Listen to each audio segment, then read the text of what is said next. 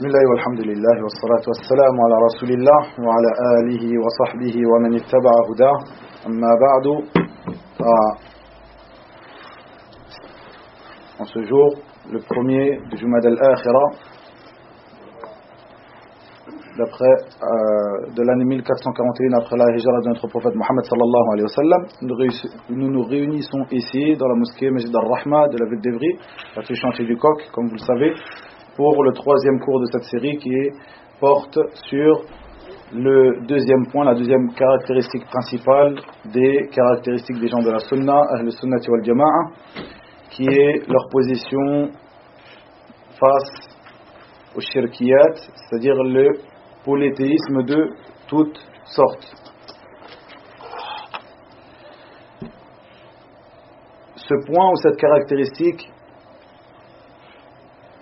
a un rapport direct et très fort avec le point que nous avons étudié la semaine passée, ou la caractéristique principale que nous avons vue la semaine passée, qui est la position des gens de la Sunna en ce qui concerne la croyance, en ce qui concerne le tawhid, et en tout particulier le tawhid des noms et attributs d'Allah tabaraka wa ta'ala, tawhid al-asma wa sifat.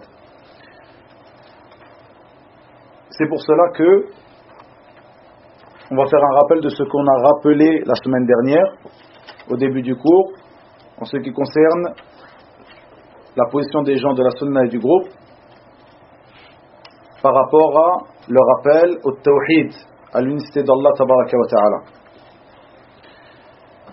Avant cela, il faut savoir que cette caractéristique, c'est-à-dire leur position par rapport à shirkiyat, c'est-à-dire le polythéisme de toutes sortes,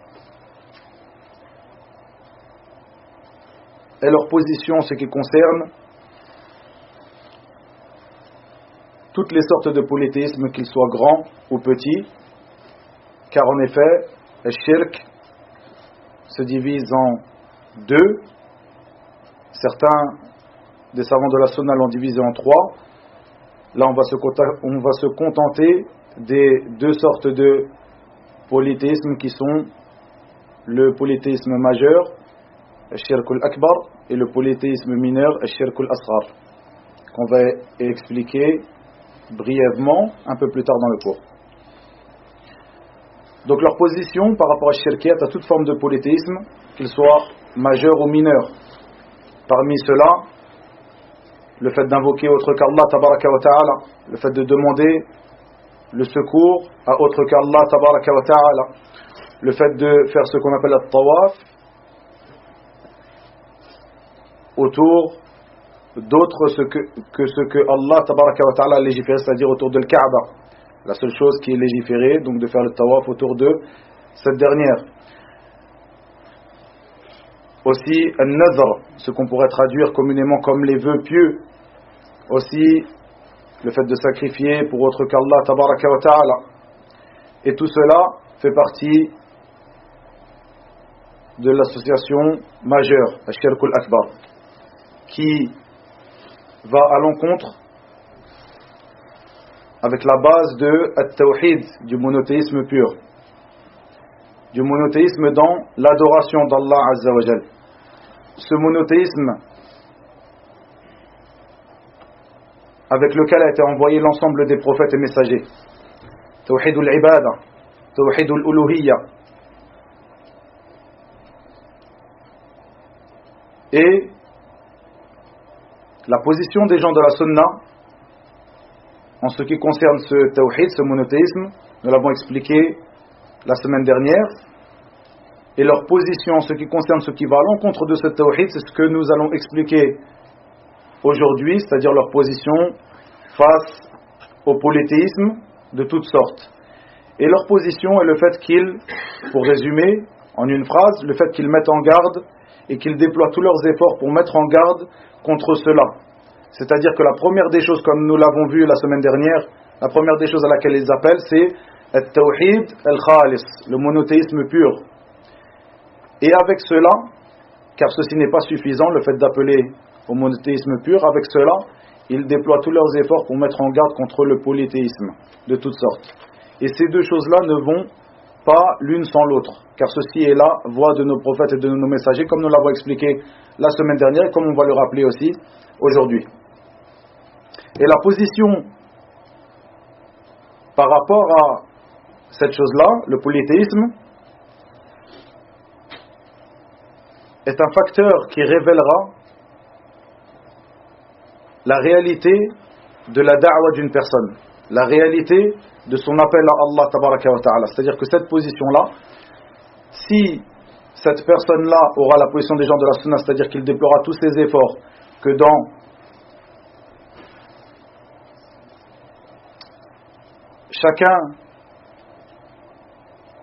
chacune de ses prêches, chacun de ses cours, il base son appel à Allah sur cela, c'est-à-dire le fait d'appeler au tawhid et de mettre en garde contre les formes de polythéisme, et bien cette personne-là, tu espères de lui un bien. Et si cette personne-là tourne le dos à cette caractéristique principale des gens de la sunna, sache que ceci est un facteur révélateur sur la réalité de son appel, de sa da'wah. Comme on va le voir dans ce cours, lorsque nous allons évoquer certaines paroles des gens de l'innovation par rapport à cette caractéristique, par rapport à cette position liée au polythéisme, au fait de mettre en garde contre lui. Pour rappeler, comme je l'ai dit, donc ce point, cette caractéristique est en rapport direct avec ce qu'on a étudié la semaine dernière, c'est-à-dire l'appel des gens de la sunna au tawhid, au monothéisme pur, car cette position qu'ils ont par rapport au polythéisme, eh bien le fait que dans leur appel à Allah tabaraka wa ta'ala au monothéisme pur, ce dernier ne va pas sans le fait de mettre en garde contre al-shirk, contre le polythéisme. Comme ceci était la voie de nos prophètes, de notre prophète Mohammed sallallahu alayhi wa sallam et ceux qui l'ont précédé. Et comme cela Allah dit dans le Coran, قُلْ هَذِهِ سَبِيلِي أَدْعُو إِلَى اللَّهِ عَلَى بَصِيرَةٍ أَنَا وَمَنِ اتَّبَعَنِي. Ce qui pourrait être traduit communément en français, ou ce qui pourrait être traduit dans le sens de ces paroles, tabaraka wa ta'ala, comme dit au Muhammad, car Allah Azza wa Jalla s'adresse à son prophète, Muhammad sallallahu alayhi wa sallam dit au Muhammad, ceci est mon chemin, ceci est ma voie, j'appelle à Allah, moi et ceux qui m'ont suivi avec clairvoyance. Et ici, on remarque que Allah Azza wa Jalla a ordonné à son prophète sallallahu alayhi wa sallam de dire, dit j'appelle à Allah, c'est-à-dire à Allah seul et sans associé, je n'appelle pas à autre chose que cela, j'appelle à Allah. Ensuite, la parole du prophète, ou la parole d'Allah tabaraka wa ta'ala à son prophète Muhammad sallallahu alayhi wa sallam, comme dans Surat al-Muddathir, donc la sourate 2, qui est traduite communément comme l'enveloppé dans un manteau, le revêtu d'un manteau, pardon, où Allah Azza wa Jalla dit à son prophète sallallahu alayhi wa sallam, قُلْ يَا أَيُّهَا الْمُدَّثِّرُ معذرة يا أيها المدثر قم فأنذر وربك فكبر وثيابك فطهر إلى آخر الآيات, jusqu'à la fin de ces versets-là, donc qui pourrait être traduit communément comme ô toi Muhammad, donc car Allah Azza wa Jalla s'adresse encore à son prophète Muhammad sallallahu alayhi wa sallam, le revêtu d'un manteau, lève-toi et avertis, et de ton Seigneur célèbre la grandeur, et tes vêtements purifie-les, jusqu'à la fin de ces versets. Comme on l'a expliqué la semaine dernière, Qum fa'anzir, c'est-à-dire lève-toi et avertis, mets en garde les gens contre l'association, la religion du peuple du prophète Mohammed sallallahu alayhi wa sallam à cette époque, le peuple de Quraysh, qui était l'association à Allah Azza wa Jalla par l'adoration de leurs idoles. Et de ton Seigneur célèbre la grandeur. Wa rabbaka fakabbir, kabbirhu bit tawhid, célèbre sa grandeur par le tawhid, par l'unicité d'Allah tabaraka wa ta'ala, pur, seul, sans associé. Et tes vêtements purifie-les, wa thiyabaka fatahhir, purifie-les de toute forme de polythéisme. Donc nous voyons que Allah tabaraka wa ta'ala dans ces versets, dans cette sourate, il ordonne à son prophète sallallahu alayhi wa sallam de se lever et d'avertir son peuple qui était des associateurs à Allah Azza wa Jalla, de les avertir et de les mettre en garde contre le polythéisme et de les appeler au tawhid. Et c'est bien cela la voie de nos prophètes et de nos messagers. Comme cela, le prophète Mohammed sallallahu alayhi wa sallam, avant qu'il lui soit révélé la plupart des obligations religieuses, il a appelé pendant 13 ans à cela, al-tawhid al-khalis, le monothéisme pur, à Mecca, avant d'être ordonné d'émigrer, de faire la hijra jusqu'à la ville de Médine. Et comme cela, l'ensemble des messagers avant lui, comme Allah Azza wa Jalla le dit dans son livre, وَلَقَدْ بَعَثْنَا فِي كُلِّ أُمَّةٍ رَسُولًا أَنْ يَعْبُدُوا اللَّهَ وَيَجْتَنِبُوا الطَّاغُوتَ. Dans le sens approximatif de ces paroles, nous avons certes envoyé dans chaque communauté un messager qui leur dit, donc à sa communauté, adorez Allah et écartez-vous de Tarout. Encore une fois, nous voyons dans ce verset la voix de nos messagers, de notre messager Mohammed sallallahu alayhi wa sallam et de ceux qui l'ont précédé, le fait qu'Allah Azza wa Jalla n'a pas envoyé dans un peuple un messager sans que ceci soit sa da'wa, soit son appel à Allah tabaraka wa ta'ala, le fait d'appeler à Allah seul et sans associé, et le fait de s'écarter des fausses idoles, des fausses divinités, du polythéisme.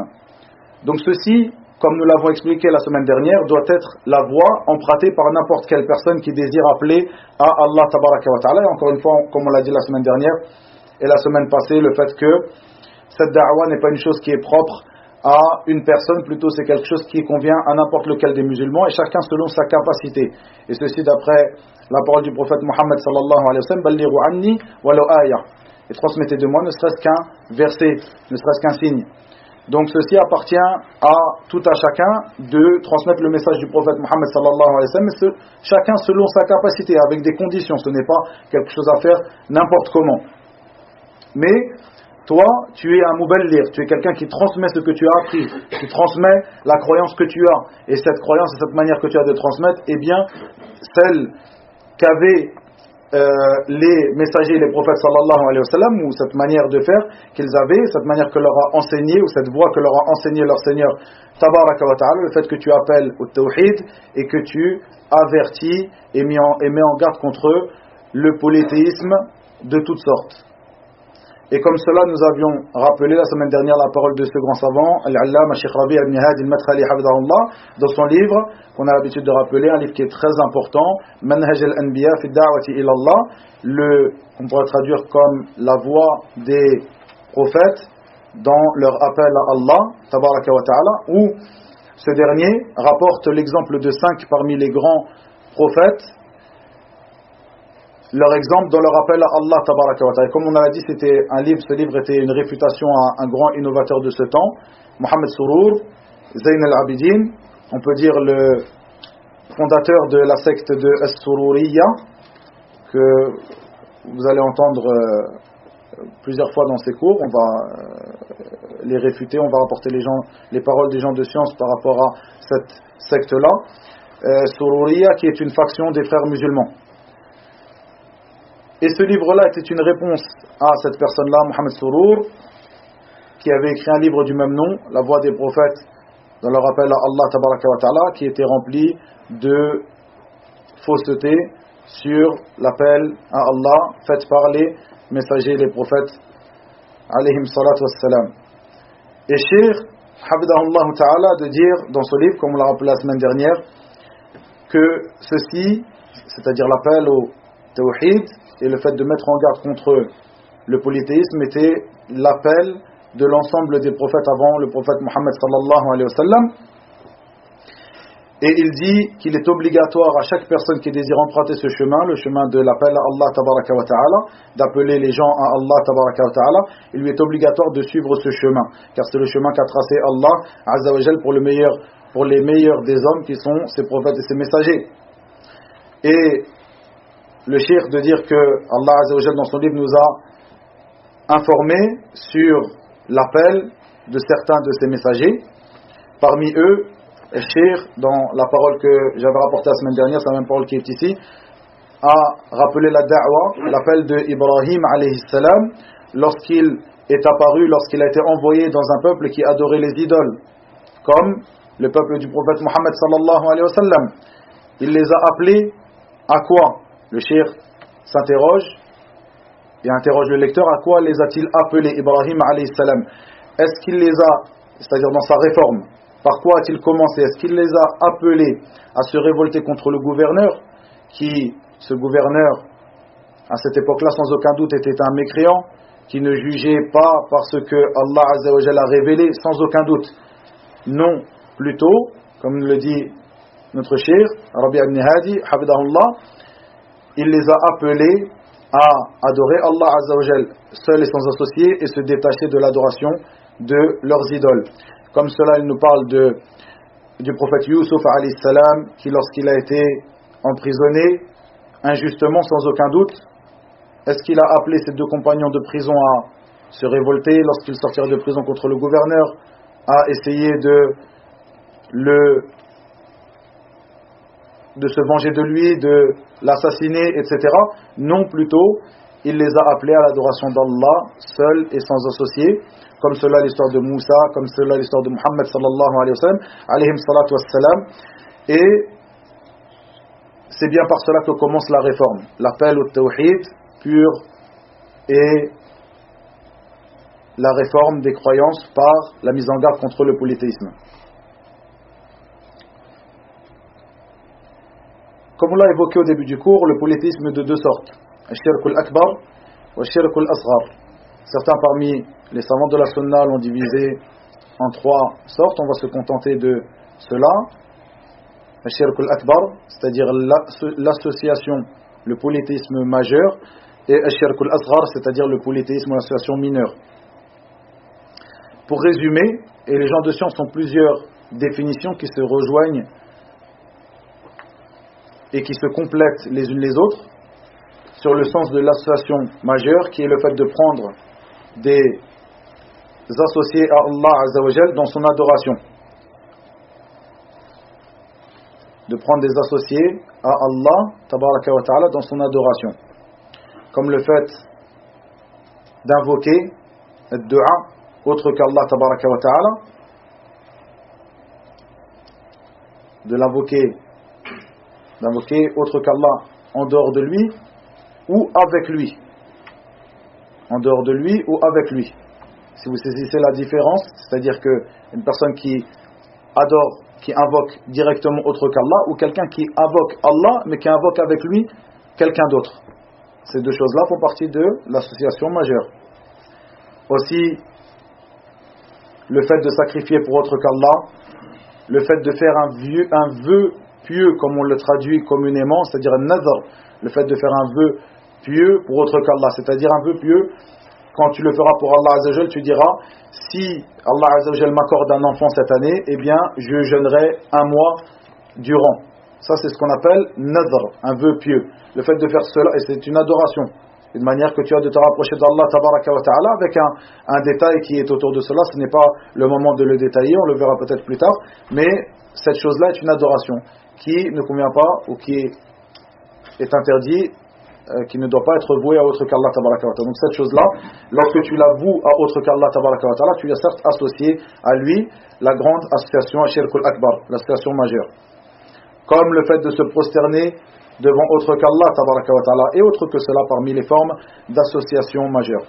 Ensuite, l'association mineure, Ashirk al-Asghar, ceci englobe, comme le disent les savants, et comme je l'ai dit encore une fois, les savants ont plusieurs définitions sur cela, Ashirk al-Akbar, Ashirk al-Asghar, ce sont des définitions qui se complètent les unes les autres, qui se rejoignent les unes les autres dans le sens, donc ne pas se dire que, ça c'est important en fait de bien le comprendre, pour une personne comme c'est-à-dire un étudiant en sciences, comme pour les gens de la masse des musulmans, de bien comprendre ces choses-là. Lorsque tu vois que les savants donnent une définition d'une chose, tu as appris une définition de tel ou tel parmi les savants que tu estimes, et que tu vois qu'un autre parmi les savants donne une autre définition, et cherche à comprendre d'abord cette définition. Peut-être qu'elle a le même sens, ou qu'elle se rapproche vraiment beaucoup d'elle, pour pas s'empresser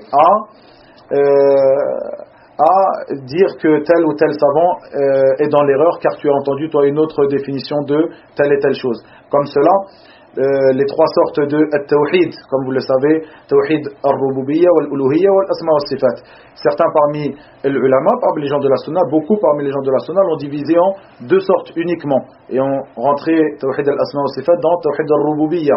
Ça, c'est une chose qui est importante à savoir. Car quand tu entendras certains parmi les gens de science dire qu'il y a deux sortes de tawhid, ne t'empresse pas à dire que ça c'est une erreur, ça c'est grave, ça c'est pas comme ça que les gens de la sunna parlent, etc.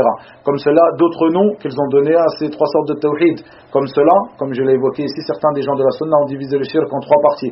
Ces choses-là, ce sont des choses qu'ils ont données, des définitions qu'ils ont données après avoir lu les textes du Coran et de la sunna. Ils ont retiré des règles qu'ils ont données afin de simplifier et de comprendre les textes du Coran et de la Sunna. Donc ces choses-là ont des preuves. Shirk al-Akbar, Shirk al-Asghar, le polythéisme majeur, le polythéisme mineur, Tawhid al-Uluhiyya, Tawhid al-Rububiyya, toutes ces choses-là ont des preuves dans les textes du Coran et de la Sunna. Et c'est après une lecture globale et générale de ces textes-là que nos savants sont ressortis avec ces définitions et ces sortes, que ce soit de Tawhid, de Shirk, etc. Pour revenir à Shirk al-Asghar, c'est-à-dire le polythéisme mineur, les savants le définissent par le fait toute chose, parole ou acte qui englobe, qui sont en dessous de Shirk al-Akbar et ce sont les choses, les polythéismes ou les sortes de polythéisme qui englobent l'ostentation, comme cela, le fait de jurer par autre qu'Allah, tabaraka wa ta'ala, et autre que cela. Le fait de jurer par autre qu'Allah, par exemple, à un certain moment, ce sera estimé comme étant du polythéisme majeur. Cela, sa place n'est pas ici, il faut le détailler dans un cours complet. Mais les gens de la sunna, lorsqu'ils expliquent le polythéisme mineur, ils disent les actes et les paroles qui englobent cela, c'est-à-dire l'ostentation, le fait de jurer par autre qu'Allah, tabaraka wa ta'ala, puisque à la base, c'est-à-dire on parle de la base, le fait de jurer par autre qu'Allah, c'est estimé comme étant du polythéisme mineur. Et parfois, il peut être estimé comme étant majeur dans certains cas. Voilà, ceci est le polythéisme donc mineur. Et parmi les choses qui sont reconnues unanimement, le fait que ad-du'a, le fait d'invoquer autre qu'Allah, tabaraka wa ta'ala, d'invoquer que ce soit une idole, comme à l'époque des polythéismes de Quraysh, le peuple du prophète Mohammed sallallahu alayhi wa sallam, ou le peuple de Ibrahim avant lui, ou le fait d'invoquer un prophète, comme cela le fait d'invoquer un wali, ce qu'on appelle un wali, c'est-à-dire quelqu'un de pieux, un saint, quelqu'un de rapproché d'Allah tabaraka wa ta'ala, comme cela le fait d'invoquer un ange parmi les anges d'Allah tabaraka wa ta'ala, ou un djinn, ou autre que cela, le fait d'invoquer, le fait de faire une invocation, demander Ya Allah, urzuqni, tu demandes à Allah Azza wa Jal qui t'accorde ta subsistance. Et bien le fait de faire ces choses-là pour autre qu'Allah Azza wa Jal, parmi ces choses qu'on a rappelées, ou ces personnes qu'on a rappelées et autres que cela, tout cela rentre dans le polythéisme majeur, et c'est unanime auprès des savants de la sunna que cette chose-là, du'a à autre qu'Allah Azza wa Jal, fait partie des plus grandes formes de polythéisme, des plus grandes formes de shirk et des plus dangereuses. Et des plus dangereuses.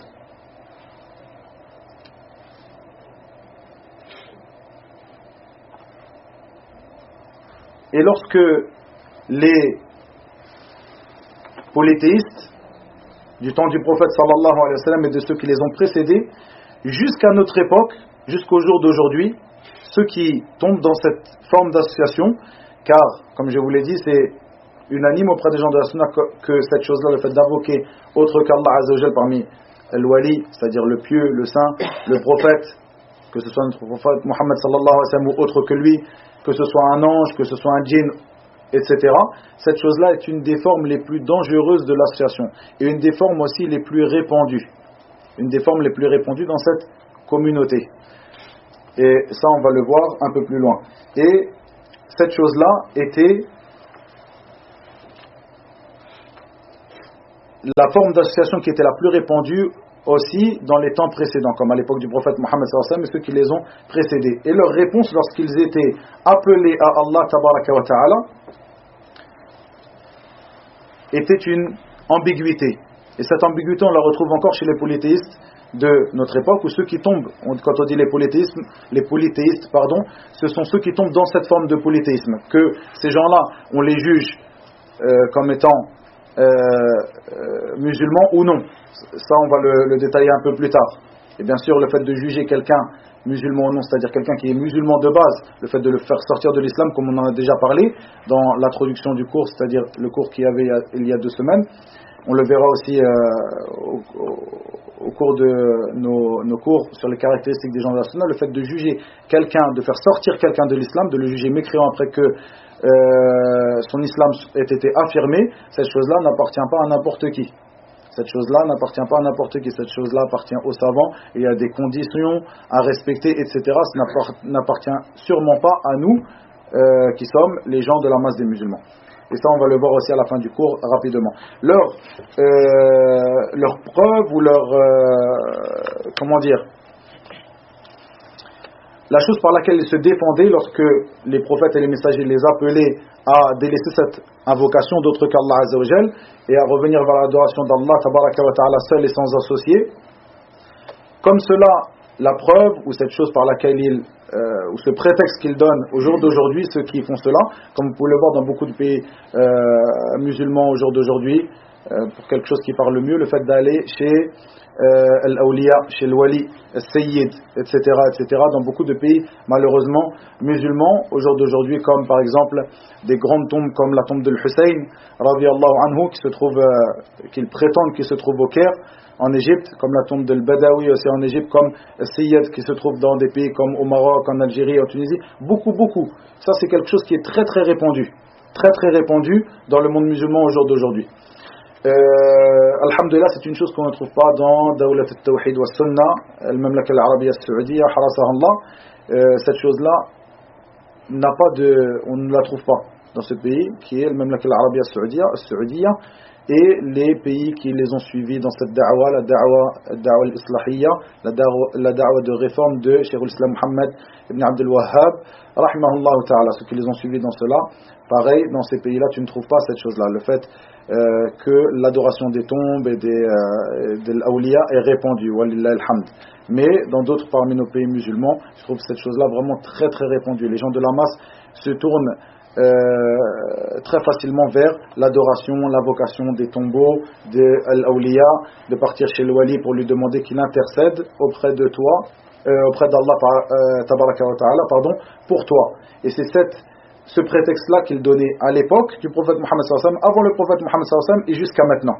Ce prétexte que Allah Azza wa Jal nous évoque dans son livre, Tabaraka wa Ta'ala, dans le verset 3 de Surat Az-Zumar, donc Az-Zumar, les groupes, la Surat numéro 39, où il dit, dans le sens approximatif de ces paroles, c'est à Allah qu'appartient la religion pure, tandis que ceux qui prennent des protecteurs en dehors de lui disent, nous ne les adorons que pour qu'ils nous rapprochent davantage d'Allah. Ici, cette ambiguïté qui était utilisée à l'époque et qui est utilisée encore aujourd'hui. Ils disent, nous ne les adorons que pour qu'ils nous rapprochent davantage d'Allah. Ma na'buduhum illa liyuqarribuna ila Allahi zulfa. Nous ne les adorons pas que pour qu'ils nous rapprochent davantage d'Allah tabaraka wa ta'ala. Regardez cette ambiguïté, c'est-à-dire qu'ils pensent qu'il y a dans notre religion des intermédiaires entre nous et le Créateur, que Allah Azza wa Jalla a mis des intermédiaires entre nous et lui, qu'il faille revenir vers eux, les invoquer, leur vouer certaines formes d'adoration afin qu'ils intercèdent pour nous auprès de lui. Chose qui est bien sûr nulle et caduque. Allah Azza wa Jalla n'a pas mis d'intermédiaire entre nous et lui, plutôt ces intermédiaires qu'il a mis entre nous et lui, ce sont ses prophètes et messagers, il les a envoyés pour nous appeler. Et il a fait descendre ses livres pour nous appeler à la religion pure, le fait de l'adorer lui, sans associer, de vouer nos invocations, de vouer nos adorations à lui, tabaraka wa ta'ala, seul et sans associer. Et comme cela, Allah Azza wa Jal nous a évoqué dans son livre, dans maintes et maintes versets, le fait que l'adoration de ces êtres en dehors de lui n'est pas profitable et est caduque et n'a aucun profit pour celui qui se tourne vers elle. Comme cela, dans le verset numéro, vraiment, on va citer quelques versets, bien sûr, le Coran est rempli de cela, car le Coran est rempli à l'appel au tawhid, seul, et au fait d'adorer Allah Azza wa Jal seul et sans associé.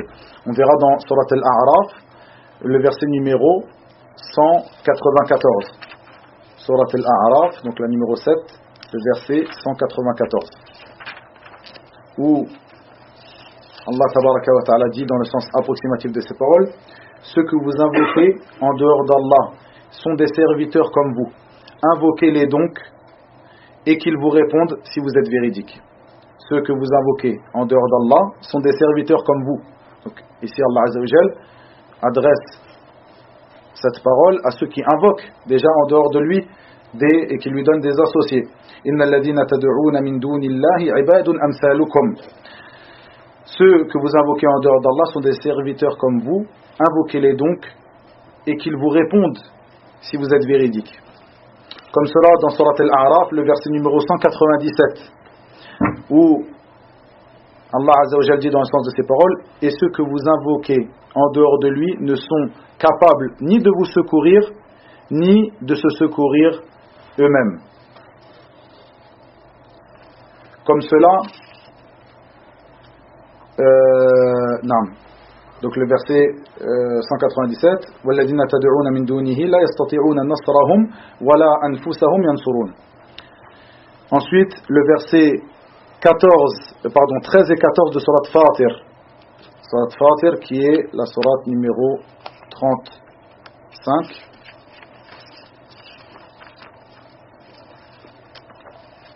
Si je ne me trompe pas. Voilà, Surat 35, le verset numéro 13 et 14, où Allah Azza wa Jal dit, dans le sens approximatif de ces paroles, et ces deux versets sont très très importants. Ces deux versets sont très très importants. Il dit: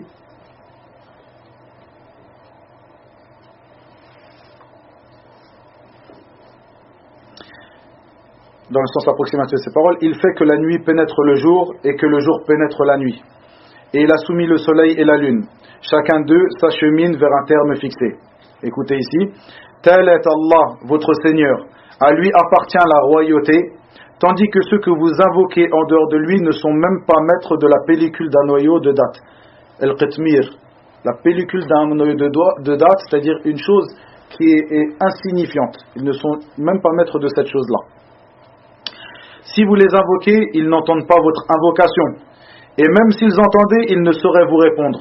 Et le jour du jugement, ils vont nier votre association. Nul ne peut te donner des nouvelles comme celui qui est parfaitement informé. Allah tabaraka wa ta'ala. Ce verset, ou ces deux versets sont très importants en réponse à ces gens-là qui se tournent vers l'adoration des tombes. Et des pieux, ou soi-disant pieux, bien souvent. Quand je dis soi-disant pieux, bien souvent ils se tournent vers des gens en prétendant qu'ils sont pieux, qu'ils font partie de l'Awliya, mais il n'en est rien. Ensuite, le verset 106 de Surat Yunus, le verset 106 de Surat Yunus, qui est la Surat numéro 10, où Allah tabaraka wa ta'ala dit dans le sens approximatif de ces paroles: et n'invoque pas en dehors d'Allah ce qui ne peut te profiter ni te nuire, et si tu le fais, tu seras alors du nombre des injustes. Et n'invoque pas en dehors d'Allah ce qui ne peut ni te profiter ni te nuire, et si tu le fais, tu seras alors du nombre des injustes. وَلَا تَدْعُوا مِن دُونِ اللَّهِ مَا لَا يَنْفَعُكَ وَلَا يَضُرُّكَ. Ensuite, le verset, et on va terminer sur cela, le verset numéro 73 de Surat Al-Hajj, Surat Al-Hajj qui est la Surat numéro 22, le verset numéro 73. Une parabole qu'Allah tabaraka wa ta'ala utilise dans son livre Subhanahu wa ta'ala. Il dit: ô homme, une parabole vous est proposée, écoutez-la. Ceux que vous invoquez en dehors d'Allah ne sauraient même pas créer une mouche. Quand même, ils s'uniraient pour cela. Et si la mouche les dépouillait de quelque chose, ils ne sauraient le lui reprendre. Le solliciteur et le sollicité sont également faibles. Le solliciteur, celui qui demande, et le sollicité, celui à qui il est demandé, en dehors d'Allah Azza wa Jal, sont également faibles. Cette parabole qu'Allah Azza wa Jal nous a donnée dans son livre, le verset 73 de Surat Al-Hajj, la Surat numéro 22. Voilà, bien sûr, comme je vous ai dit, il y a beaucoup de versets en réponse à cela, et l'ensemble du Coran appelle à l'adoration d'Allah Azza wa Jal seul et sans associé, à la réforme des croyances, c'est-à-dire la mise en garde contre le polythéisme majeur ou mineur de toutes sortes. Et ceci nous amène vers comme on l'avait fait déjà au cours précédent, un bref extrait historique pour nous rappeler à quel moment le shirk, c'est-à-dire l'association, est venu dans l'histoire du fils de Adam alayhi salam. Comme cela, il est rapporté dans le livre de Tafsir, Kitab al-Tafsir, du Sahih de l'imam al-Bukhari, rahimahullah ta'ala, dans l'explication de Surat Nuh, où Ibn Abbas, radiyallahu anhuma, rapporte l'histoire de ces idoles du peuple de Nuh, alayhi salam. Pour résumer, ce hadith qui est rapporté dans le Sahih, donc dans le recueil authentique de l'imam al-Bukhari, où Ibn Abbas, radiyallahu anhuma, Turjuman al-Qur'an, celui qui est donc celui qui explique, qui exégèse le Coran, qui exégète le Coran, et d'après le dua du prophète Mohammed sallallahu alayhi wa sallam pour lui, pour le fils de son oncle, son cousin, Ibn Abbas, il dit dans l'explication de Surat Nuh, il dit que les idoles qui étaient dans le peuple de Nuh,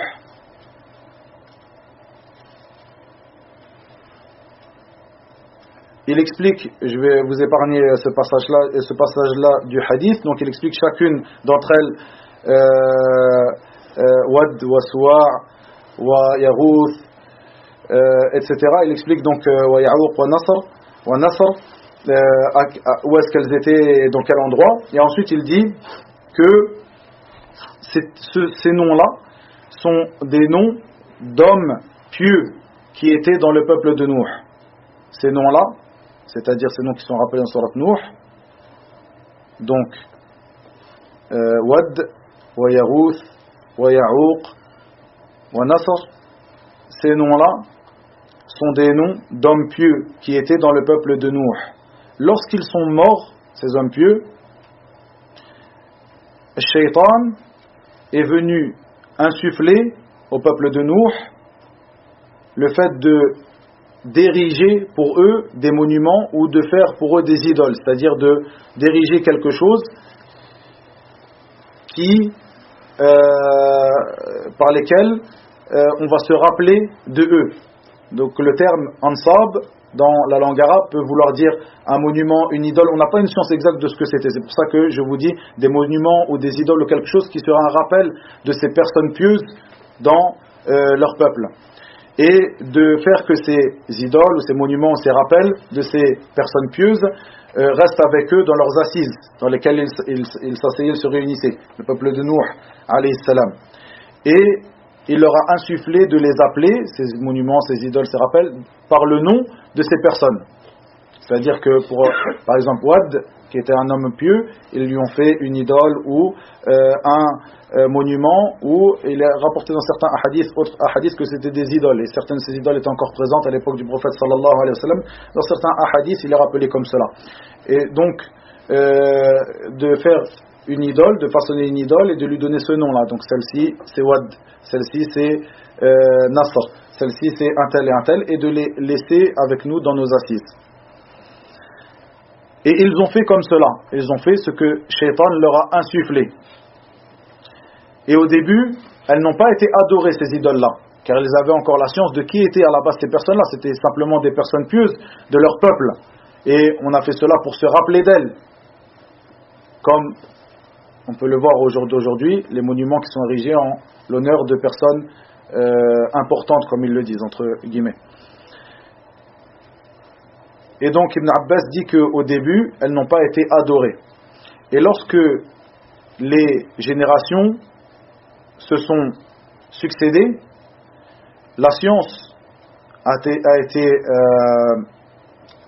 c'est-à-dire que les gens des générations qui les ont précédées, qui les ont succédées, n'avaient plus la science de la réalité de ces choses-là, de ces idoles, que c'était simplement des personnes pieuses et qu'on a fait cela pour se rappeler d'eux. À ce moment-là, lorsque les générations se sont succédées, c'est à ce moment-là que ces idoles ont été adorées en dehors d'Allah tabaraka wa ta'ala. Et ceci est l'histoire du début du shirk, de l'association dans dans les fils ou auprès des fils de Adam alayhi salam. Car comme le dit le prophète sallallahu alayhi wa sallam dans son approximatif dans un autre hadith, il dit qu'il y avait entre Adam et Nuh qui était le premier envoyé le premier message et le premier rasoul aux gens de la terre, entre Adam et Nuh, il y avait 10 qurun, qu'on pourrait traduire par siècle ou par génération. Toutes étaient sur le tawhid. Ça, c'est la parole du prophète Muhammad sallallahu alayhi wa sallam dans le sens de ses paroles. Il y avait entre Adam et Nuh 10 siècles ou 10 générations. L'ensemble d'entre elles étaient sur le tawhid, sur l'adoration d'Allah azza wa jal exclusive, seule et sans associé. Et ensuite, il s'est passé ce que je viens de vous évoquer, la parole d'Ibn Abbas dans le Sahih, qui est rapporté par l'imam al-Bukhari dans son Sahih, sur l'histoire du début de l'association chez les fils de Adam alayhi salam.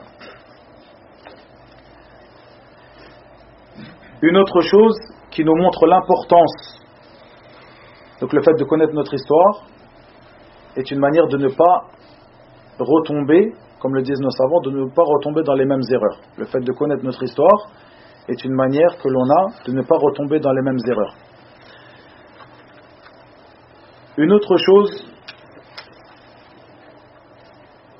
qui nous montre l'importance de cet appel au tawhid et le fait de mettre en garde contre le polythéisme, le fait que une partie de cette communauté, la communauté du prophète Muhammad sallallahu alayhi wa sallam, les musulmans, retourneront à l'adoration des idoles.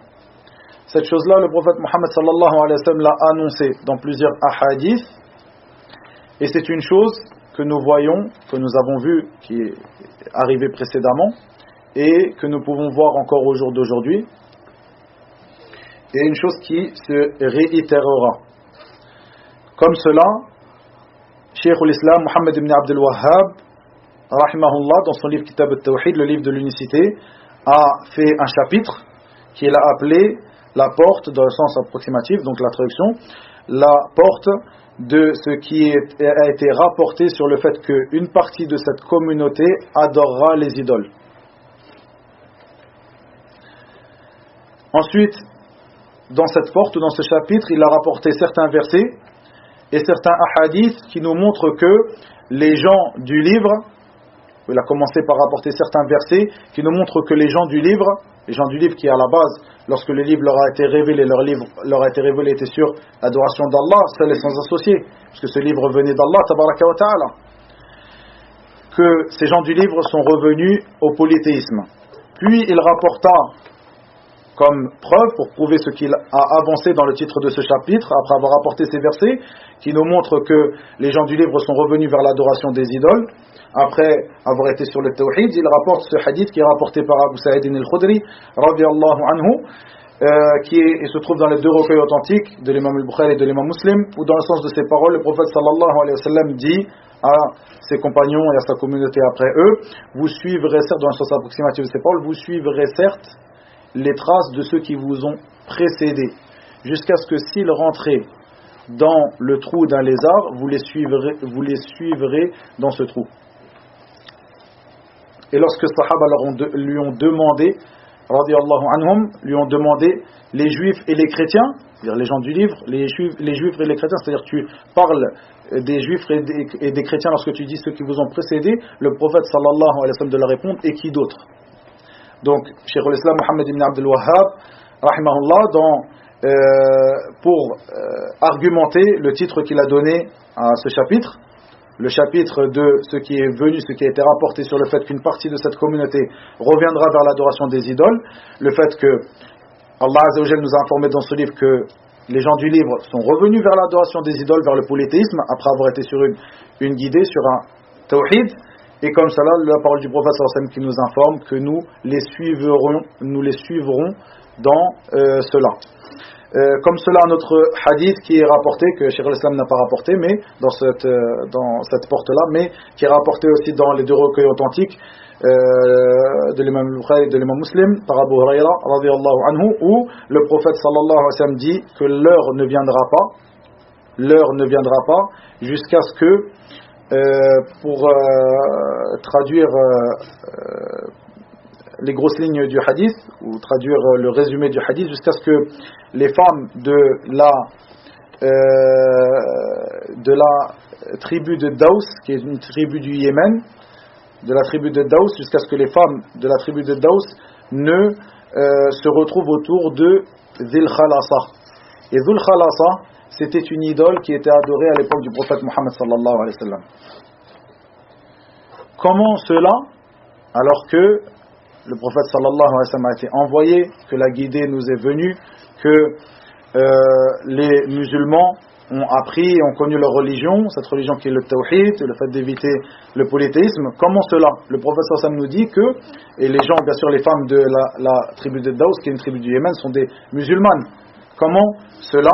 Le fait que l'heure ne se lèvera pas, l'heure n'arrivera pas jusqu'à ce que des gens de cette communauté reviendront à l'adoration de Dhul Khalasa, qui était une idole et autre que cette idole. Donc ici, dans ces hadiths, on voit l'importance aussi de concentrer notre appel à cela, à l'appel au tawhid pur et à la réforme des croyances, le fait de mettre en garde les gens continuellement contre l'adoration d'autres qu'Allah tabaraka wa ta'ala, le polythéisme. Pour terminer le cours d'aujourd'hui, on va rapporter certaines paroles qui ont été dites par les gens qui ne sont pas d'accord, qui sont en contradiction avec notre da'wa, la da'wa des gens de la sunna et du groupe Ahl Sunnah wal Jama'a. Parmi ces groupes-là, le groupe des frères musulmans, qui est un groupe très mauvais et très dangereux, Al-Ikhwan Al-Muslimoun, qui est un groupe égaré qui est très très dangereux. On va rapporter certaines paroles rapidement de son fondateur à ce groupe, Hassan al-Banna, et de certains de ses grands acteurs qui sont estimés comme les précurseurs du takfir, le précurseur et les têtes des takfiris, des khawarij de cette époque-là, qui sont Sayyid Qutb et son frère Mohamed Qutb. Et on va rapporter aussi certaines paroles rapidement du groupe de Jama'at al-Tabligh, et on va rapporter, pour terminer ce cours, la parole ou la réfutation de Cheikh Salih al-Fawzan, hafidahullah ta'ala, concernant cela. Donc cette personne-là, Hassan al-Banna, qui est le fondateur du groupe de Al-Ikhwan, Al-Muslimoun, les frères musulmans, dit, donc là ce qui est voulu ici, c'est de montrer, dans ces paroles qu'on va rapporter, qu'on va traduire, montrer que toutes les personnes qui ne sont pas sur ce sur quoi nous sommes, c'est-à-dire Ahl Sunnah wal Jama'a, le groupe, la croyance des gens de la Sunna et du groupe, et bien tout cela n'ont pas basé leur appel à Allah Azza wa Jal sur ce que les gens de la Sunna et du groupe ont basé, c'est-à-dire l'appel au tawhid et le fait de mettre en garde contre le polythéisme. Ils sont tous en désaccord avec nous, même si parfois ils mettent en avant le tawhid, même si parfois ils prétendent appeler à cela, mais on voit que la base de leur appel n'est pas basée sur cela. En fait, leur appel n'est pas basé sur cela. Et comme cela, le fondateur des frères musulmans, Hassan al-Banna, dit dans certains de ses livres, donc là, c'est sa parole à lui que je vais lire, qui est rapportée par notre cheikh Khalid Uthman Abu Abdel A'la hafidahullah ta'ala dans son livre Al-Kawashif al-Jaliya, où il le réfute. Donc Hassan al-Banna dit le deuxième des fondements, parmi les fondements du groupe des frères musulmans, le fait que ce groupe a été fondé sur une tariqa soufiyya, sur une voie soufi, qui est la tariqa al-Hassafiyya. La tariqa al-Hassafiyya, qui était la voie qui a été suivie par Hassan al-Banna, le fondateur du groupe des frères musulmans. Et son père, Hassan al-Banna, était sur la voie al-Shadhiliyya, qui est une voie aussi très dangereuse. Et son fils l'a suivi dans cela, puis a pris la voie qui s'appelle Tariqa al-Hassafiyya. Donc elle a été fondée, ce groupe-là, le groupe des frères musulmans a été fondé sur une voie soufie, qui est al-Hassafiyya. Et cette voie-là, al-Hassafiyya, sur laquelle a été fondé le groupe, c'est-à-dire les fondements du groupe, sont selon cette voie. Car comme vous le savez, les soufis prêtent serment d'allégeance lorsqu'ils suivent une voie. Ils prêtent serment d'allégeance, donc ils n'ont pas le droit de sortir de la voie dans laquelle ils sont. C'est un serment d'allégeance qu'ils prêtent. Et cette voie est basée sur le fait de se rapprocher, comme ils le prétendent, d'Allah par l'adoration des morts, C'est-à-dire, quand je dis l'adoration, bien sûr, ils ne te diront pas par l'adoration des morts, ils diront par le fait d'invoquer les morts, comme on l'a vu, cette ambiguïté, qui est l'ambiguïté des polythéismes anciens comme ceux de notre époque, le fait qu'ils demandent à ces morts, qu'ils prétendent être des saints, d'intercéder auprès d'Allah Azzawajal pour eux. C'est ce qui est voulu ici. Et le fait de demander le baraka, c'est-à-dire la bénédiction auprès des tombes, entre guillemets, des pieux, comme ils le disent, et le fait aussi, donc cette voie, Al-Hassafiyya est basée aussi sur le fait de construire des mosquées sur les tombes et de se diriger et de voyager vers ces tombeaux des saints, comme ils le disent, Al-Awliya. Et comme cela, Hassan al-Banna l'a dit clairement dans son livre qui s'appelle Mudhakkirat ad-Da'wa wa ad-Da'iya. Ce livre-là, Mudhakkirat ad-Da'wa wa ad-Da'iya, on pourrait le traduire comme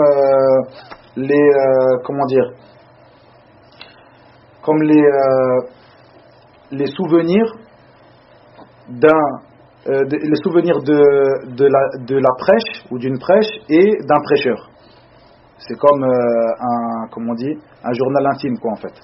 Comme un journal intime d'un prêcheur qui parle de sa prêche. Mudhakkirat ad-Da'wa ad-Da'iya, un livre qui est édité, qui n'est pas difficile à trouver chez n'importe qui parmi les frères musulmans. Vous pouvez les trouver, hein. Vous allez dans n'importe quelle librairie, vous trouvez ce livre-là. Il est vraiment répandu.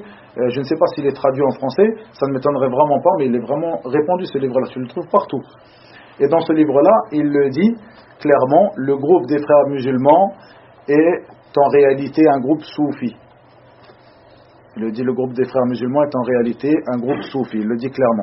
Et il en parle, après dans son livre, il parle de cette tariqa al-Hassafiyya, et même si dans certains de ses livres, il masque la réalité de cette tariqa, mais dans les livres de base de cette tariqa, de cette voie soufi, al-Hassafiyya, il dit clairement ce qu'on a évoqué précédemment, le fait qu'il se rapproche, ou il prétend se rapprocher d'Allah Azzawajal par l'invocation des morts et des saints, entre guillemets. Ensuite, Hassan al-Banna dit aussi, écoutez cela, il rapporte cela, en fait ça c'est son frère qui rapporte ces choses là que je vais vous rappeler dans un livre qui s'appelle, on pourra traduire par Hassan al-Banna, écrit par la plume, comme on pourrait le dire en français, par la plume de ses proches et de ses élèves. Donc il rapporte comment était Hassan al-Banna. Et ça c'est un livre aussi qui est connu chez les frères musulmans, qui est répandu dans la secte des frères musulmans, qu'on trouve même sur leur site internet. Ça il ne s'en cache pas. Et toutes ces choses-là qu'on va lire, il ne s'en cache pas. Il rapporte donc la parole de Hassan al-Banna qui dit, parfois nous partions visiter un endroit qui s'appelle Azbat al-Nawam, en Égypte bien sûr, où était enterré le Shir Sidi Sinjar. Il s'appelle comme ça, Sidi Sinjar, le Shir Sidi Sinjar. Nous allions donc visiter ce Shir qui faisait partie, comme le dit Hassan al-Banna, qui faisait partie des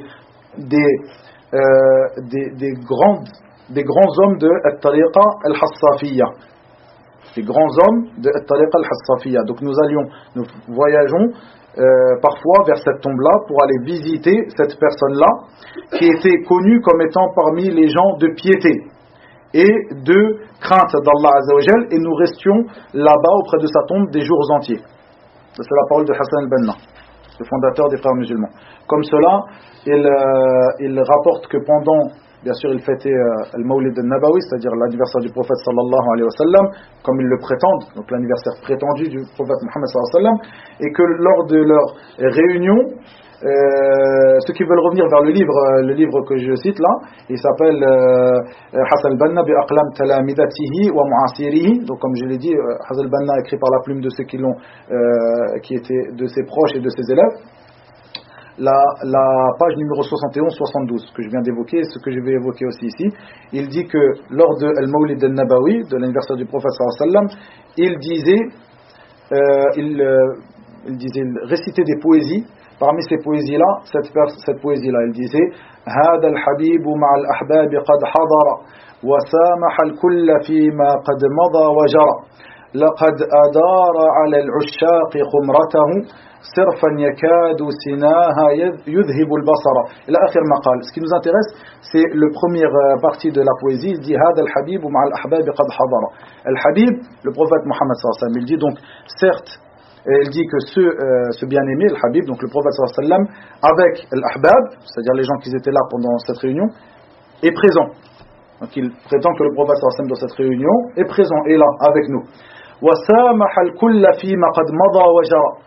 Et il a pardonné l'ensemble de vous sur ce qui est passé, ce qui a précédé, sur vos péchés précédents. Ilahun ma'allah, est-ce qu'il y a une divinité avec Allah Azza wa Jal qui pardonne les péchés? Allah tabaraka wa ta'ala, seul sans associé. Ça c'est le fondateur de la secte des frères musulmans. Ça c'est la réalité de cette personne-là, et il ne s'en cache pas. C'est-à-dire que ses élèves, que ses proches, ça c'est son frère qui a écrit cela, ses élèves, ses proches, vous le trouvez même sur leur site internet, ils ne se cachent pas de plutôt ils l'apprennent par cœur cette poésie. Voilà, ça c'est l'intérêt que portent les frères musulmans. C'est-à-dire même si les frères musulmans vont te parler de tawhid, c'est ça la haqiqa de leur tawhid à laquelle ils appellent. La réalité du tawhid à laquelle ils appellent, c'est celle-là. Ça c'est pour ceux qui sont à l'encontre de qui ne sont pas d'accord avec notre da'wa à nous. Ensuite, après Hassan Banna, on va donner un petit exemple rapide de Sayyid Qutb et de son frère Mohammed Qutb. En fait, eux, leur appel à Allah Azza wa Jal, leur appel au tawhid, comme ils le prétendent, est basé sur une partie du tawhid qu'ils appellent tawhid al-hakimiyya. Tawhid al-hakimiyya. Ça, on va y revenir lorsqu'on va lire la parole de Cheikh Al-Fawzan, la réfutation de Cheikh Al-Fawzan sur toutes ces ambiguïtés qu'on a pu évoquer ici. Où Sayyid Qutb et son frère Mohammed Qutb disent, donc ça c'est une parole où ils sont associés dans cela, ils disent, et bien sûr que je le rappelle encore, Sayyid et son frère Mohammed sont les précurseurs du takfir contemporain. Les précurseurs du takfir contemporain. Tous les grandes têtes du takfir de notre époque reviennent vers lui, le citent en exemple. Abu Ishaq al-Huwaini, Mohammed Hassan, Al-Falastini, Abu Qutayba, ou là, je ne sais pas, Al-Falastini, tous ces grands takfiris de notre époque, ils le citent. Ali Belhaj en Algérie, tous ces gens-là, Abbas Madani, tous ces gens-là, c'était des gens qui revenaient vers cette parole-là, et plutôt ils lisaient ces livres-là, à lui, ils les apprenaient par cœur. Sachant que cette personne-là, c'est quelqu'un qui n'a rien à voir avec la religion, à la base c'est quelqu'un qui a fait ses études en Amérique, et qui, lui, est un écrivain en fait. C'est un simple écrivain. Il n'a rien à voir avec la religion à la base. Sayyid Qutb et son frère Mohammed Qutb. Ils le prennent comme exemple, et c'est lui le précurseur du takfir contemporain. Ils disent, pour résumer leurs paroles, ils disent qu'au jour d'aujourd'hui, le shirk, le polythéisme qui est fait auprès des tombes, c'est-à-dire ce qu'on a parlé, le fait d'invoquer les tombes, les pieux, entre guillemets les saints qui se trouvent dans les tombes, etc. Ce shirk-là n'existe plus. Ce shirk-là au jour d'aujourd'hui n'existe plus. Ça c'est ce qu'il prétend. Et plutôt aujourd'hui, il existe d'autres formes de shirk. Et c'est pour cela que nous devons, et cette forme de shirk qu'il dit, c'est le shirk, ils appellent ça shirkul qusur.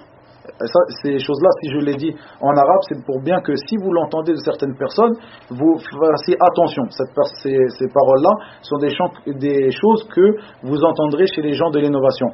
Tawhid al-Hakimiyya. Ça, nous, on n'a pas quelque chose qui s'appelle Tawhid al-Hakimiyya. Plutôt comme il va l'expliquer Cheikh Al-Fawzan, Tawhid al-Hakimiyya, si on prend cette expression et on veut essayer de la comprendre, on va dire que c'est qu'une petite partie de Tawhid al-Rububiyya. Donc nous on n'a pas quelque chose qu'on appelle Tawhid al-Hakimiyya, Tawhid al-Rububiyya, ça n'existe pas. Si vous entendez ça, Tawhid al-Hakimiyya, faites attention à la personne qui parle de cela. Faites même très attention.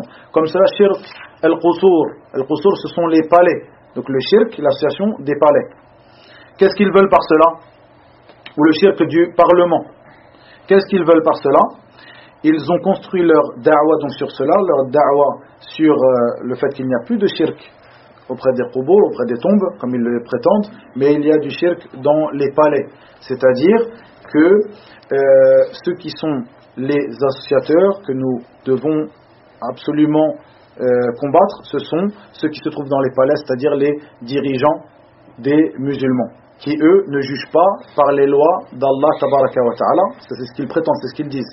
C'est leur parole à eux, c'est pas bien comprendre. Ils disent cette parole-là et ils disent donc que ce que nous devons, le tawhid auquel nous devons appeler au jour d'aujourd'hui, celui sur lequel nous devons insister, ce n'est pas tawhid al-uluhiyya, ce n'est pas le fait de mettre en garde contre le shirk sous toutes ces formes que j'ai évoquées précédemment, mais simplement sur cette forme de shirk qu'ils appellent shirk al-qusur et le tawhid de al-hakimiyya, c'est-à-dire, pour résumer, qu'est-ce que ça veut dire tawhid al-hakimiyya?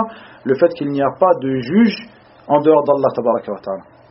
Il n'y a pas de doute que cette parole-là, elle est exacte, qu'il n'y a pas de juge en dehors d'Allah tabaraka wa ta'ala, c'est-à-dire que c'est lui qui a légiféré nos lois. Allah tabaraka wa ta'ala, il ne convient pas à un être humain de légiférer une loi dans notre religion.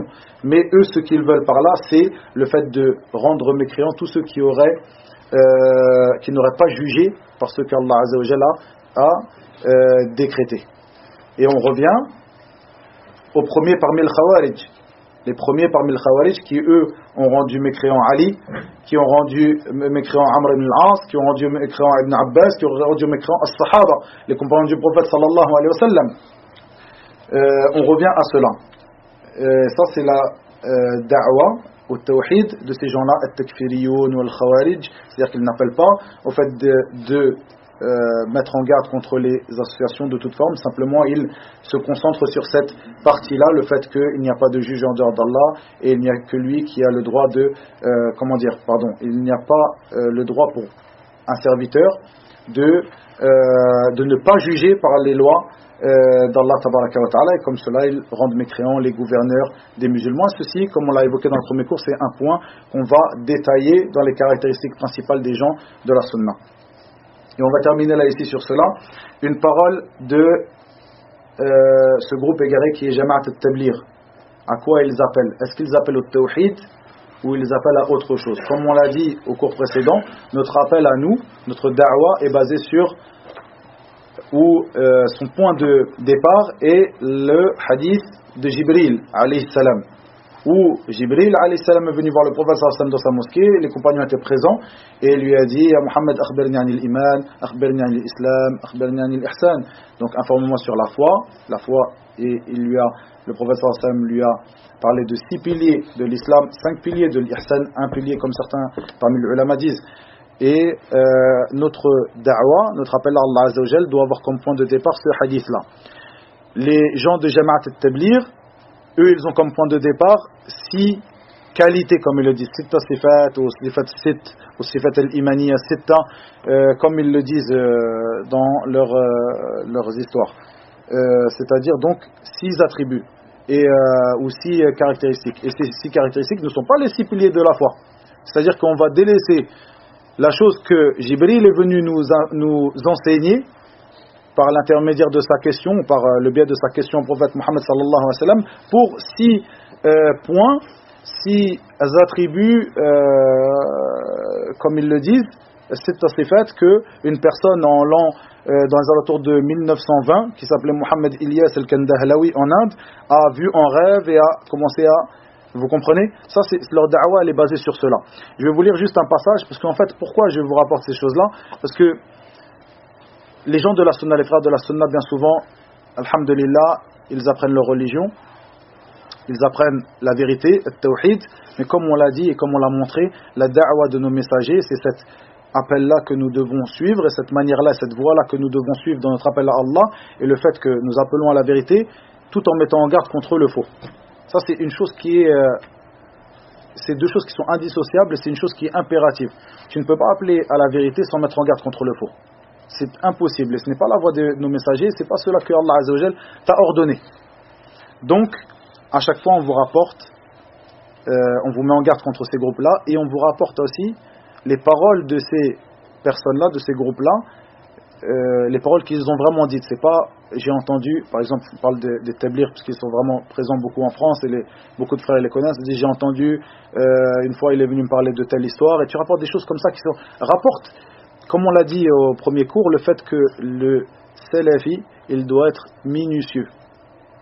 Il doit être minutieux lorsqu'il parle, lorsqu'il apprend, lorsqu'il enseigne, lorsqu'il rapporte, il doit être minutieux. Tu ne peux pas te permettre, toi en étant quelqu'un qui se prétend des gens de la sunna, un frère salafi, de rapporter des paroles comme cela.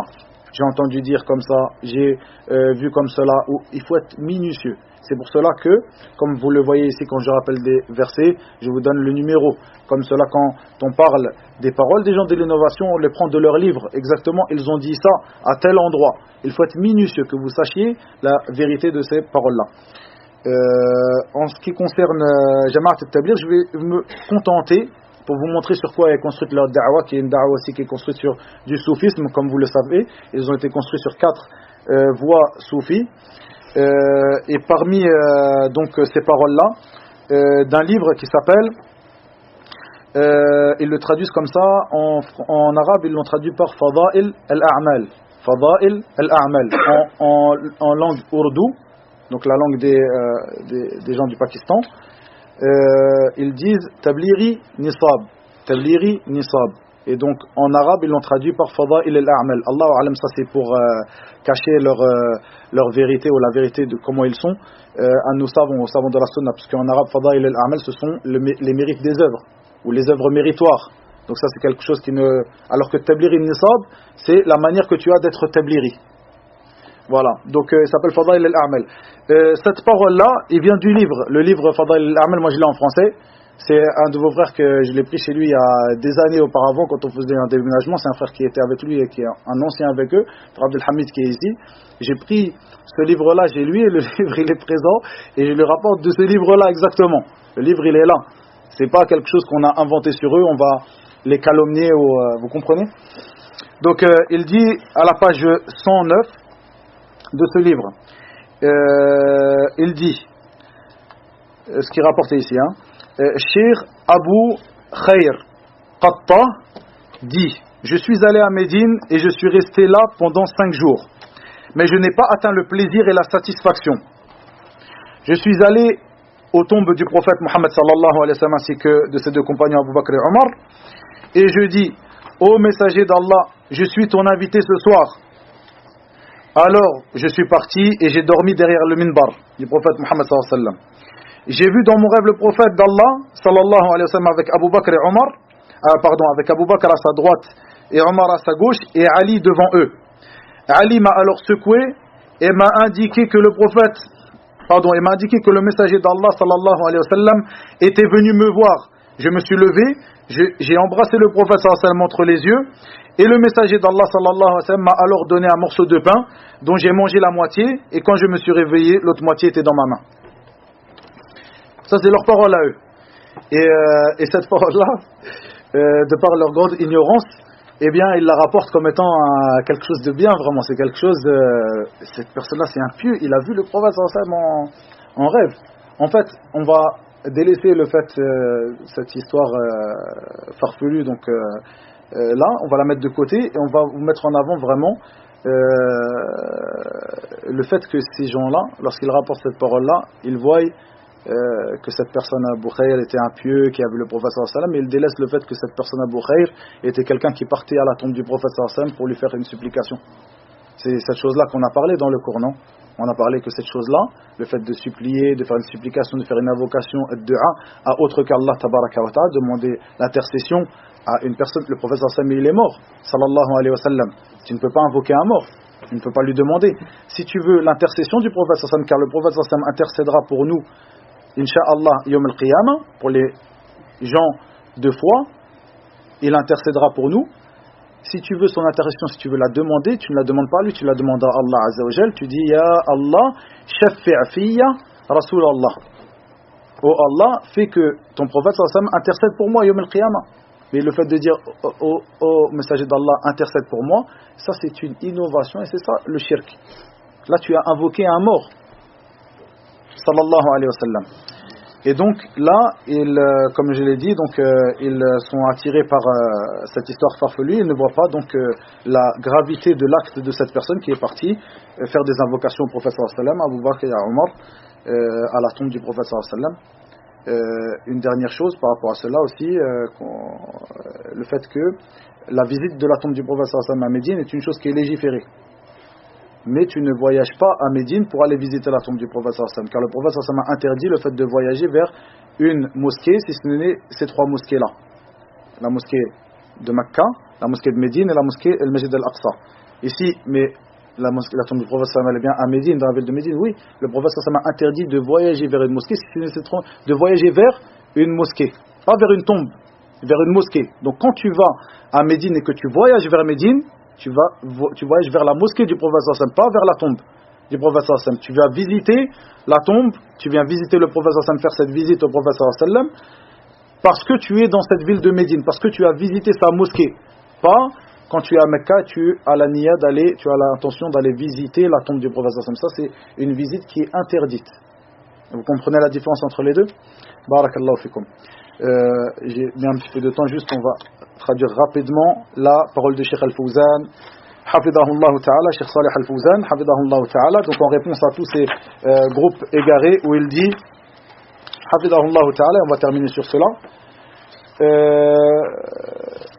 Il dit, la question qui lui a été posée, la parole de Mohamed Qutb, qui dit dans son livre Hawla Tatbiq al-Sharia, il s'appelle comme ça son livre, donc autour du fait de pratiquer la Sharia. Il dit le sens de la ilaha illallah, la ma'bouda illallah wa la hakima illallah. Ça c'est Mohamed Qutb qui dit cela. Donc si on pourrait le traduire par il n'y a pas de divinité en dehors d'Allah, ou pas d'être adoré en dehors d'Allah, et il n'y a pas de juge en dehors d'Allah. Et la question qui est posée à Cheikh Al-Fawzan ici, c'est est-ce que cette explication de la ilaha illallah est une explication qui est authentique? Et Cheikh Hafidahullah de répondre le sens de la ilaha illallah, Allah Azza wa Jal l'a expliqué dans son livre, et comme cela le prophète sallallahu alayhi wa sallam l'a expliqué dans son livre. Et Cheikh de rapporter tous ces versets que nous avons rapportés précédemment, en disant par exemple, en citant ce verset où Allah Azza wa Jal dit wa'budullaha wa la tushriku bihi shay'a, et tous ces versets qui vont dans ce sens. Nous avons certes envoyé dans chaque communauté un messager pour leur dire adorez Allah, écartez-vous de Tarout. Donc Cheikh Al-Fawzan ici, il nous met en avant que Allah et son prophète ont expliqué le sens de la ilaha illallah par cette chose là, l'adoration d'Allah Azza wa Jal seul et son associé, et le fait de s'écarter d'autres que de s'écarter d'adoration d'autres qu'Allah tabaraka wa ta'ala. Ensuite il dit donc, il a certes, Allah et son messager sallallahu alayhi wa sallam, ils ont certes expliqué le sens de la ilaha illallah par le fait que Allah Azza wa Jal doit être adoré seul et son associé, et ils ne l'ont pas expliqué par la hakima illallah comme l'a expliqué Mohamed Qutb. Donc il n'y a pas d'autre juge qu'Allah tabaraka wa ta'ala. Plutôt comme le Cheikh nous dit, il n'y a pas d'autre juge qu'Allah Azza wa Jal, est une infime partie de la seigneurie d'Allah tabaraka wa ta'ala, et ce n'est pas authentique d'expliquer la ilaha illallah que par cette chose là. Et le Cheikh de nous dire la ilaha illallah, ça veut dire, son explication véritable est la ma'bouda bihaqqin illallah, la ma'bouda bihaqqin illallah, ce qu'on pourrait traduire par il n'y a pas de divinité digne d'adoration ou en droit d'être adoré en dehors d'Allah tabaraka wa ta'ala. Puis le cheikh de dire que cette parole-là est plus générale que de dire il n'y a pas de juge en dehors d'Allah Azza wa Jal, et donc cette chose-là est une infime partie et de Tawhid, le fait que Allah Azza wa Jal c'est le seul à légiférer et à juger est une infime partie de Tawhid, et ça ne convient pas d'expliquer cette parole par cela. Voilà. En ce qui concerne, le shir de nous dire que c'est comme d'expliquer. Le shir de nous dire que la parole le fait de dire aussi la khaliqa illallah, il n'y a pas de créateur en dehors d'Allah, ceci aussi est une explication qui est fausse, comme on l'a déjà expliqué dans les cours précédents. Le fait qu'il n'y a pas de créateur, ou qu'on a expliqué lors d'une des khotab qui ont précédé, le fait de dire qu'il n'y a pas de créateur en dehors d'Allah est une parole en soi qui est exacte, il n'y a pas de créateur en dehors d'Allah, mais le fait d'expliquer la ilaha illallah par cette parole-là, il n'y a pas de créateur en dehors d'Allah, cette explication est celle qui est erronée, car c'est qu'une petite partie de l'explication de la ilaha illallah, c'est-à-dire d'expliquer la ilaha illallah que par sa seigneurie. Et pourquoi ici c'est l'explication qu'ont Jamaat Tabligh d'expliquer la ilaha illallah, ils ne l'expliquent que par le tawhid de la seigneurie, comme vous le savez. C'est-à-dire que toute leur explication de la ilaha illallah tourne sur le fait qu'Allah Azza wa Jalla c'est lui qui crée, c'est lui qui accorde la subsistance, etc. Et ils ne donnent aucune importance à l'adoration d'Allah Azza wa Jalla seul et sans associé. C'est pour cela qu'ils tombent dans des choses graves, comme nous l'avons évoqué ici dans son livre, dans le livre de leur cheikh, Fadail al-A'mal. وإلى هنا وبالله التوفيق وصلى الله وسلم وبارك على نبينا محمد وآخر دعوانا أن الحمد لله رب العالمين.